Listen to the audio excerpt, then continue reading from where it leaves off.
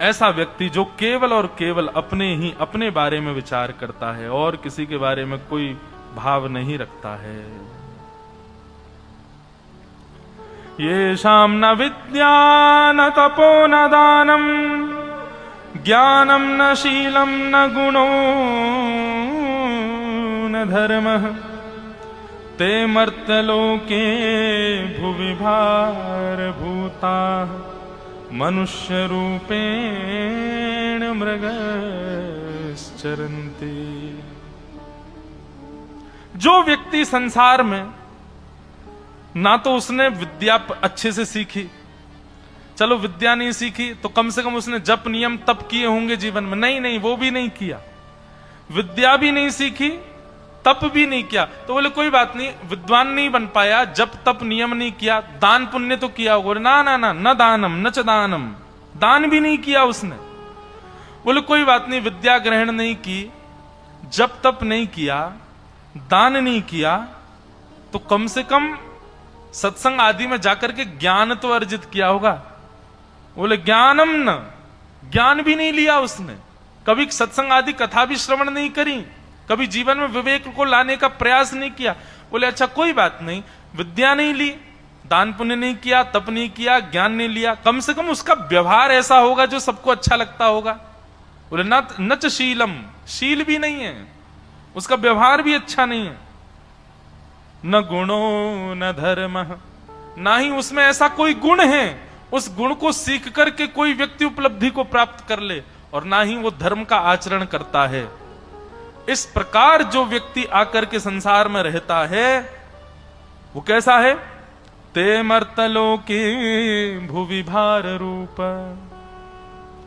हम लोग किसी मोटे व्यक्ति को देखते हैं तो पीछे से उसके बोलते हैं, अरे देखो पृथ्वी का भार चल रहा है, पृथ्वी पर भार चल रहा है। शास्त्र आज्ञा करते हैं, सदा याद रखिएगा, पृथ्वी को दो लोगों का भार लगता है। पृथ्वी को भारीपन कब लगता है अपने ऊपर? दो प्रकार के लोगों का। सबसे पहला, असत्य संभाषण करने वाले लोग, जो बहुत झूठ बोलते हैं, जो बात बात पर असत्य बोलते हैं, असत्य ही जिनकी वाणी से निकलता है, ऐसे लोग जब चलते हैं तो पृथ्वी को यह लगता है हाय राम कितना भार मेरे ऊपर।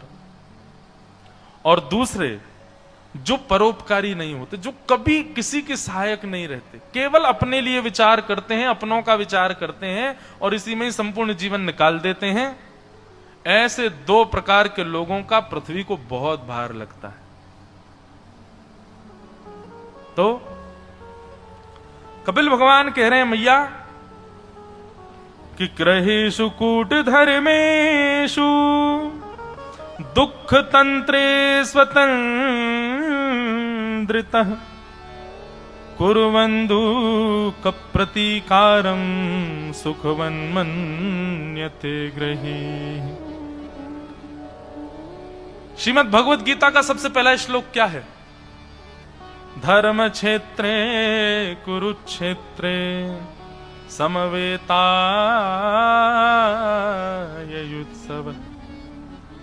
मामका पांडवश्चैव। मामकाः, ये जो शब्द है, मामका मतलब, अरे संजय, धृतराष्ट्र कह रहे हैं ये महाभारत युद्ध जो चल रहा है जरा उसके बारे में बताना, मेरे बच्चे और पांडु के बच्चे क्या कर रहे हैं। जबकि सब कौरव कहते हैं, लेकिन नहीं, धृतराष्ट्र कह रहा मामकाश्चैव, मेरे बच्चे, ये मेरापन। कपिल भगवान कहते हैं मैया सबसे ज्यादा दंडपाणी भगवान को यदि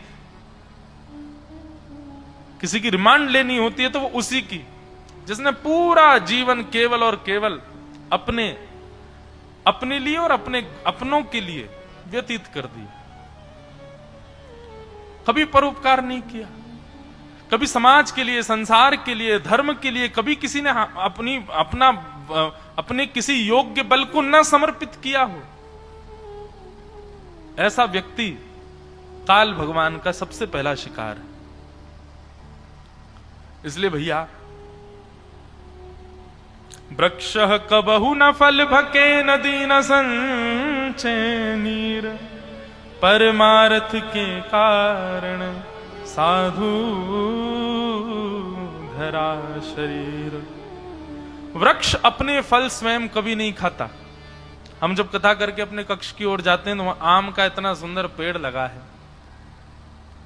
इतना सुंदर उसमें आम फलित हो रहे हैं, पर देखो तो उस आम को सजाया, सवारा, रस भरा किया, सब कुछ किया वृक्ष ने, पर वृक्ष स्वयं कभी अपने रस के आम को लेता नहीं, दूसरों को दे देता है। वृक्षः कबहु न फल भके। और इसी प्रकार श्री गोदावरी जी को देखो, नदी न संचय नीर। नदी अपने शुद्ध जल को कभी अपने पास रख लेती हो, अरे तुमको नहीं दूंगी मैं, ये मेरा जल है, स्वच्छ जल है, मेरा अधिकार है ना, सबको देती है। नदी न संचय नीर। इस प्रकार के स्वभाव वाले जो लोग होते हैं, ऐसे लोगों को ही साधु कहा जाता है। साधु का मतलब बंधुओं, साधु का मतलब कोई संत नहीं होता, साधु का मतलब कोई फकीर नहीं होता, साधु का मतलब कोई महात्मा नहीं होता। ये साधुत्व स्वभाव को कहते हैं। जो परमार्थ स्वभाव में है उसको साधु कहते हैं। और परमार्थी स्वभाव वाला व्यक्ति यदि सामान्यतया संसार में निवास करता है तो वह भी साधु है।